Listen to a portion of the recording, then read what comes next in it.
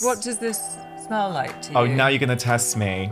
Is that I call it clean man. clean man? Smell it again. That's giving a very clean man.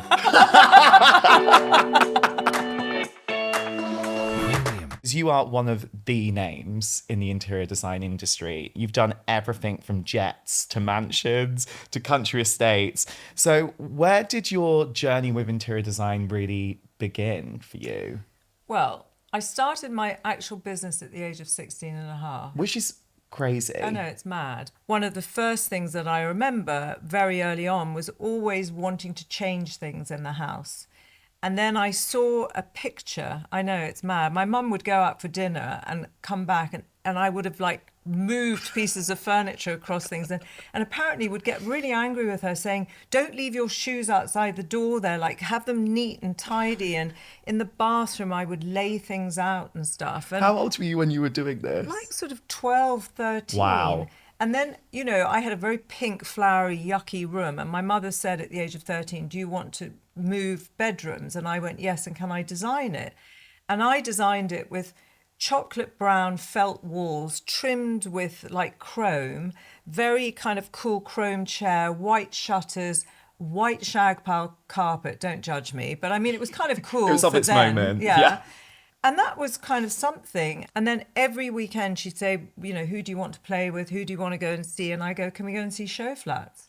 So it was kind of in my blood from a very early age that I always knew that one day I wanted to design homes. So instead of like going to the park at the weekends, Yeah. you were literally going around show flats. Yeah, my mum loved all of that as well. So that's how it started. Then my father died when I was 16 and I just left school, and a friend of mine was having an affair with a very famous Grand Prix racing driver. And How fabulous for them. well, for them, yeah, and for me actually, because he kind of used that, pretending that she and I were going to do up his home, but actually they were off doing something else, and I ended up doing his home, which opened up a lot of racing drivers at the time, and that's how my business started. Wow. And that was Completely at self-taught. 16. No, that was 17 and a half. Wow. Yeah. Do you think in a way losing your dad at that age kind of spurred you on to seize the day? Completely. I've talked to other people that have lost people close to them very early on, and I think it's that feeling of vulnerability and not liking it. You know, I'm a true Leo, so my thing was like, that was the biggest surprise in my entire life. You never think you're going to lose a parent, and it was shocking because it just happened. And I think there was that moment sort of inside me which just sort of went, I'm never going to rely on anybody, I'm going to make my own money, I'm going to survive. And you know, that was detrimental to me growing up as a woman throughout my life, until I realized that you have to be vulnerable and all of those things. But that's how I started the business. I was very driven and I was very passionate about design. I loved it. And I was self-taught, found my own builders. My driver in my building company was Damien Hill. Yes. What? And when I bump into him at sort of charity events and I go, Damien, no one ever believes that, you know, you used to drive the cement and bricks around. And he went, yep, that was me. Before he became a professional racing driver? Yeah. He must have got those deliveries pretty Very quick. fast. Yeah. Probably the best delivery driver you've ever had. Yeah. So, you know, my career has been amazing. Had a baby at 23, literally shut my business down for a year and then started it again. Wow. And I've worked every day. I'm tired. Because you must have learnt so many business lessons along the way on that journey for you. Yeah. What's been one of the biggest business lessons you've learned? You know, I still learn every day. You know, now if I kind of come to today and I have, you know, a really big team, a lot of young people, I learn from young people. You know, we've like worked with an incredible life coach in the company to kind of really look at the values of our culture. You're constantly working on the workspace and people and how they work in that space. But, you know, you learn something every day in business. But I think, you know, the key things are not having an ego, listening to your clients, being honest with your clients, and being practical, but at the same time impractical. But they're all pretty basic things. It's not like I'm going to give you one nugget today and you're going to go, wow, I wish I Yeah. knew that 20 years ago. I think the pure basics in business are those kind of things, and communication, being very clear on how you communicate. And of course, my old time favorite, which I've been talking about for 30 years, before you answer anyone, count to 10. That is such good advice because it makes you control how you're going to Yeah, react. and I think when you're younger, certainly when I was younger, I was all over the place, and I would just like, it would just come out. As you get wiser and older, you think, okay, someone's asked you something, count to 10. It's only 10 seconds.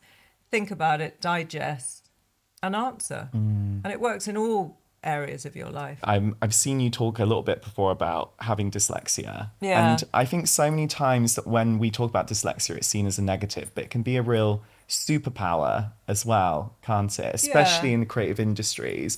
How's your relationship with dyslexia changed, do you think? Well, as a child growing up in school, it was horrendous. I didn't realize that I had dyslexia until my daughter was diagnosed with it. And when I was with her and she was having all the tests done, I suddenly went, oh my God. All those years I wow. thought I was stupid. I now realize I was the same as her. So that was a huge aha moment.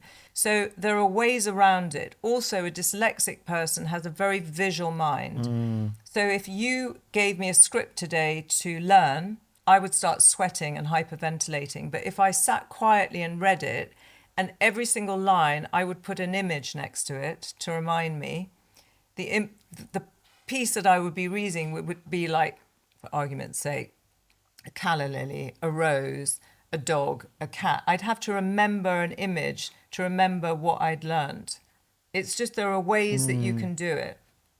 And so I've always spoken to young kids and said it's not a disability, it's a plus, because you've got another part of your brain that's working at a speed that someone that doesn't have dyslexia could never do. So I can look at a piece of paper with 20 images on it and I can memorize it like that.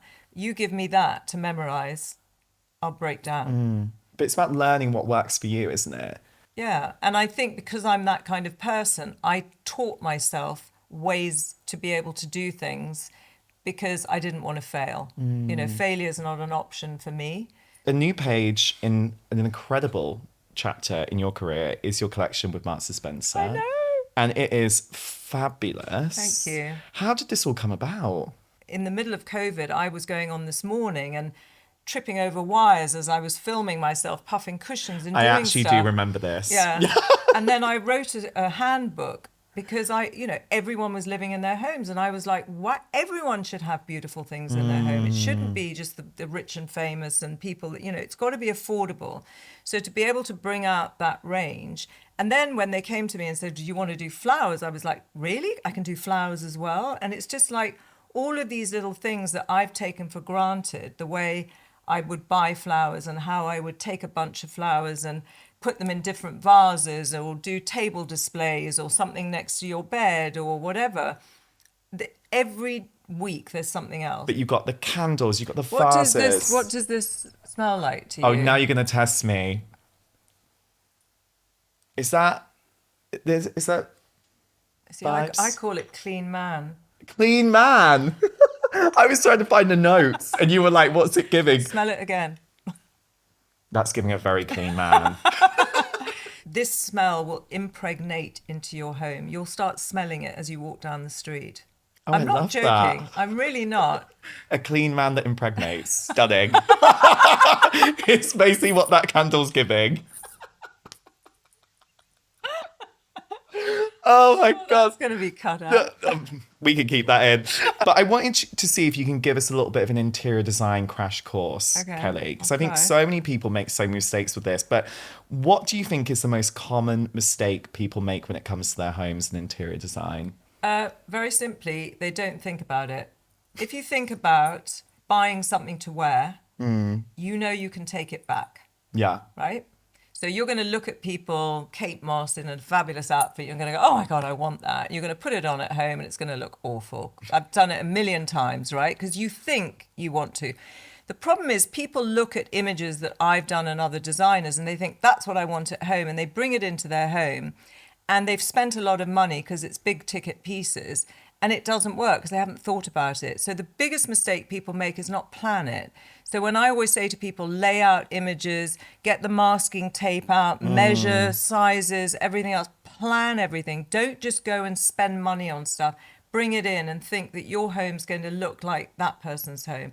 It's a very thought out process. Once you've got the basics, then you can be frivolous and buy the odd little thing. And if it doesn't work, you can, get a refund. So I think for me, it's planning. Flowers is such a underrated thing that everyone can add into their home, It is right? the most important. First of all, it's live, it's fresh, it's organic. And it doesn't matter if you just buy one bud. The minute you put that in a vase, it just does something, doesn't it? It's like when you light a candle. It's the jewelry for your home. You've got the beautiful roses, which M&S do so beautifully, but these are kind of vintage and they go beautifully with beiges and taupes. You can either split this up or put it together and you can put the branches in between and it looks like you've been to florist school. And like there is something that I know you're very anti, and I'm actually going to out my boyfriend on this podcast. In fact, I know. He chops his cushions. Yes, he told me. Oh my God. Well, you can't chop a Kelly Hoppen M&S cushion. Why do we hate a chop cushion? What do you chop a cushion? That to me is just a kind of universal mistake that shouldn't even be in a dictionary.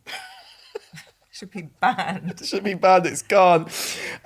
What do you think, as well, is the hardest space to do? And where, if you're like, we're going to do a big house reno, if someone's listening to this, they're doing the house reno, where should they start? Well, I always start in an entrance hall because I think that's your first moment as you walk through a door.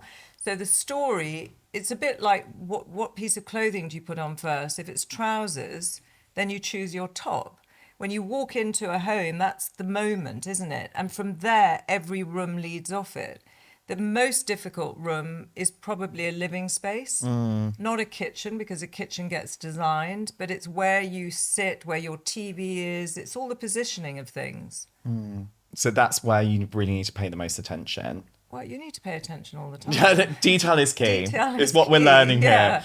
And when you're hosting, I feel like there's so many different interior design tweaks you can do to make the hosting experience stunning Very for simple, everyone. Very few things. What are those tips? Lighting, dim it.